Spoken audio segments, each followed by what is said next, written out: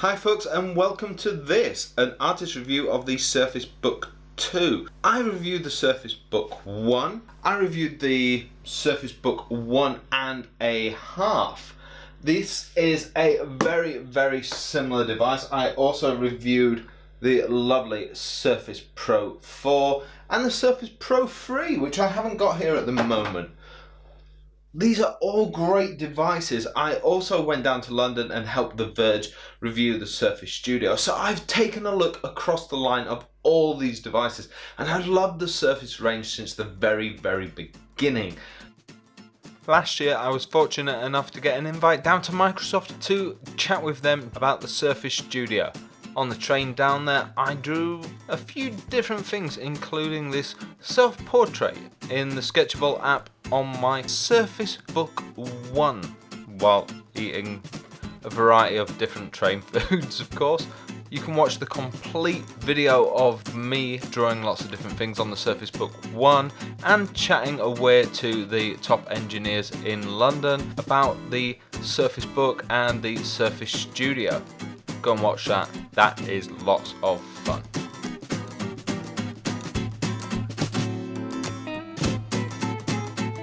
The Surface Book 2, how does that compare to the entire range and even to other devices? I'll be releasing a whole slew of videos looking at the Surface Book 2. Stick with me if you're interested in that. But this isn't just generic review for the Surface Book 2, as many other people bigger than me have done. This is a specific review aimed at digital artists and creators like yourself, like me. I am a professional illustrator if you don't know who I am. So yeah, let's get stuck in and review this at once. Stay with me.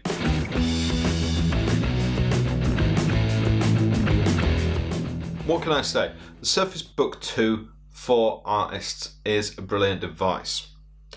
I owned its predecessors, the Surface Book 1 and the Surface Book 1 with Performance Base, which is still my favourite device for a lot of us out there. It may be the right device for you, especially if you need that fully functional keyboard. It has a 13-inch screen. There's also a 15-inch screen available. It's a high gloss screen. I wish there was a matte screen, but it's that 3.2 ratio, which is absolutely amazing. It's very different to the 16.9 ratio that's out there. Some of you will really prefer that. And the resolution on this is great. It's 3000 by 2000. The 15-inch has a higher resolution, obviously, and that's 3240 by 2160. The bottom of the range starts at a 256 and it's an i5 8 gig.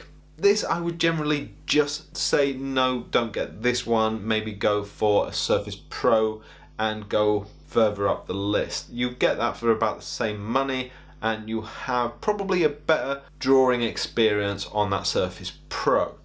Next up on the list is the 256 i7 8 gig. But this one, however, has a built-in GPU. Now, if you're drawing, you'll definitely have a better experience with that built-in GPU. However, if you're doing something like ZBrush, I believe that ZBrush doesn't take advantage of that built-in GPU. Double check with the manufacturer's website on whatever software takes advantage of that built-in GPU. Next, we've got the mid-range, and this is, I would say, the minimum you should be looking at here on the Surface Book 2, and this is the 512 i7 16 gig with built-in GPU. Now, this is a good machine. This is what I got here to test, and this is absolutely cracking. This I haven't had any problems with, and this is very similar in specs to the Surface Book 1 with Performance Base. Obviously, it's a little bit of a bump because the time difference between my Surface Book 1 Performance Base and the Surface Book 2 that I've got here, there's going to be an upgrade, obviously. But next up, we've got the Surface Book 2 top of the range. Now, this is absolutely amazing. This is a 1 terabyte i7 16 gig with built-in GPU, and this is amazingly powerful. I love this to bits. I think it's absolutely amazing. But again, it's that 13-inch screen with 3000 by 2000 resolution. It's wonderful. But if you're going for high detailed artwork or you're doing video editing, I'd probably say go for that 15-inch still. It's a little bit more expensive. I won't talk about costs here because different people in different countries experience different costs. Go and check out on the website or the link in the description and see the cost for yourself. Design wise, this is very, very similar to the Surface Book 1 Performance Base. In fact, I can barely tell the difference between the two. I have to flip it upside down and check for the loan sticker. There are slight differences on the keyboard, but other than that, virtually nothing. There's also one USB-C port on the side. Now this isn't Thunderbolt, unfortunately. That's one small thing that I wish they'd have done, is to make this a Thunderbolt port. Now, USB-C, most people don't understand the subtle differences, but Thunderbolt and USB-C look identical, but they're not identical. Thunderbolt has the ability to power your device, run video, and power other devices as well. USB-C, it's only one step beyond USB 3. So, Also, there's only one of the ports. I wish they'd have put in multiple USB-C ports and maybe put a port into the actual tablet device itself rather than just on the base. Maybe we'll see a Surface Book 2 with Performance Base and they'll add extra ports in as well. Maybe in the future I'd like to see that. Now, one good thing is that the pen is battery operated. That means you get zero almost parallax, even from corner to corner, which you don't see on most other tablets. And that is great, having that zero parallax everywhere. You know, a lot of styluses don't have this. The only trouble again is that matte screen that you just don't have. That high gloss, you know, you feel that texture after an hour or so of drawing. What really happens is the rubberized tip kind of heats up on the screen. You get smudge lines where you've been drawing. Yeah, it's a bit of a headache. There's a friction that you feel between the pen and the screen. You could sort this out maybe with a screen protector. I personally don't like them. That's your choice.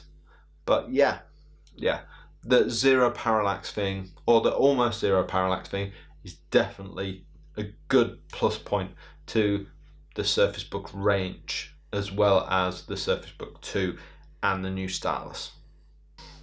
Another great thing about the screen is that they are all individually factory color set.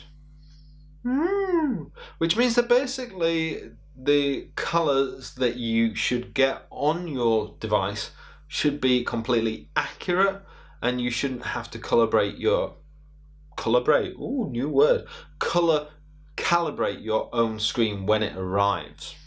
Now, the pen itself. The pen itself is a big upgrade. We did see this pen launch previously with the new Surface Pro. I prefer this pen. I think this pen is a good upgrade. I'd like to see the button extended further down, but that's about it. N-Trig was bought out by Microsoft a while ago. I think they've done a great job making the tilt function better on this. It's definitely come a long way since Microsoft bought this. I think it works absolutely wonderful. I still think the Wacom technology, the EMR technology, is better. There's no doubt about that. When you couple this with the fact that Microsoft has a 15-inch tablet, whereas Wacom has a 16-inch mobile studio, the lines between the two are becoming thinner, but Wacom still beats them out by an edge. So it's up to you as an artist which you want to go for. But yeah, those lines are certainly getting closer and closer. So take a look at both, make your own decision. I personally think that because Wacom has that matte screen, the Wacom device is better for drawing on, but Microsoft has a full keyboard. For some of you that do dual things and still like to type a lot, that certainly is an edge for you guys.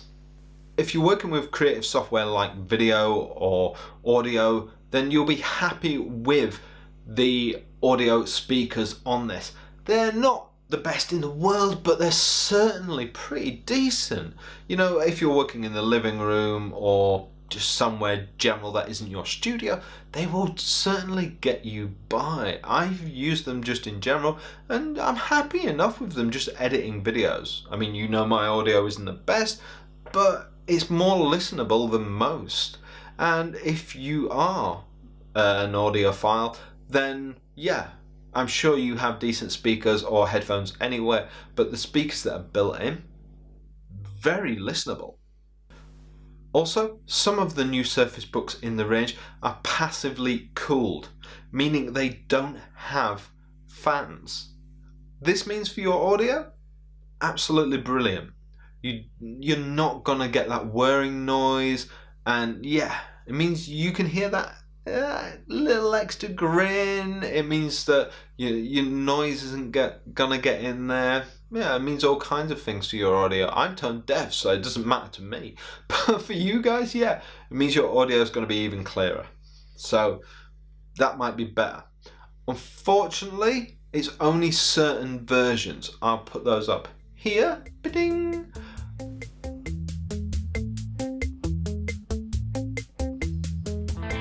It's important though that you get the one that's right for you, the one with the power needs for you. Don't go getting the one that's just passively cooled because you don't like the noise. You know, if it's not powerful enough, it's not good.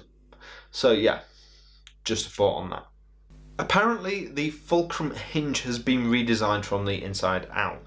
Now it looks identical. Personally, I couldn't see the difference. This is a review model, however, that's been sent out and is being tested by other people. When it turned up, the screen was all smudgy and nobody had cleaned it. So yeah, it obviously been tested by other people.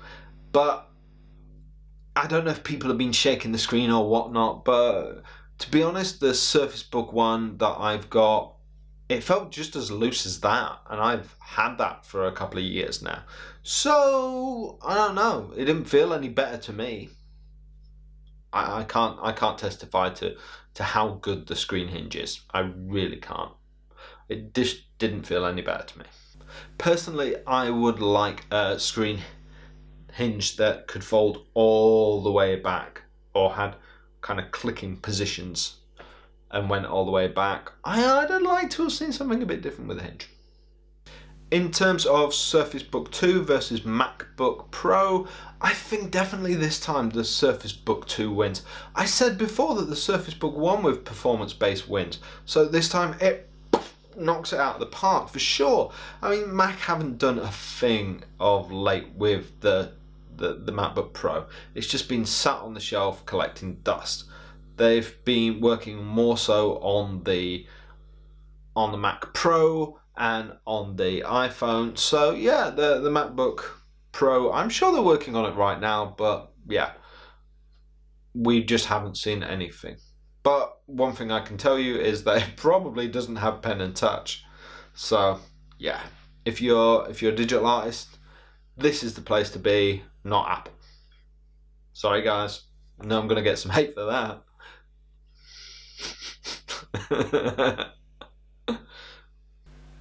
So I hope you enjoyed this review of the Surface Book 2.